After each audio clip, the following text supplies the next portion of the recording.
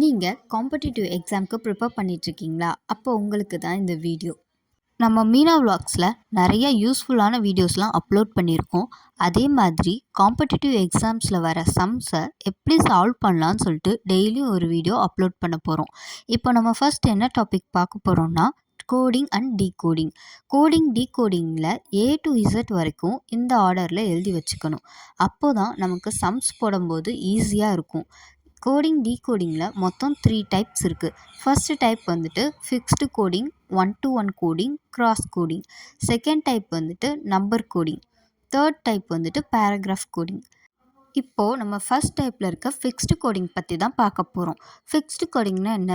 Already வந்துட்டு கொஸ்டின்லேயே fix பண்ணியிருப்பாங்க. இந்த லெட்டருக்கு இந்த லெட்டர் தான், இல்லை இந்த லெட்டருக்கு இந்த சிம்பிள் தான் ஃபிக்ஸ் பண்ணிவிட்டு அதுலேருந்து நமக்கு கொஸ்டின் கேட்பாங்க.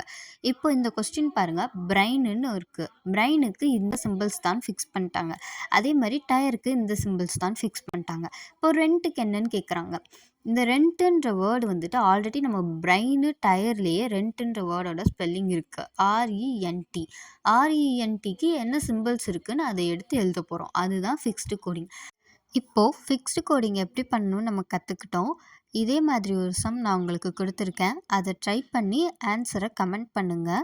நெக்ஸ்ட்டு 1-to-1 கோடிங் எப்படி பண்ணலான்னு அப்லோட் பண்ணுறேன். அதுக்கு நம்ம சேனலை சப்ஸ்கிரைப் பண்ணிக்கோங்க, லைக் பண்ணிக்கோங்க, ஷேர் பண்ணுங்கள்.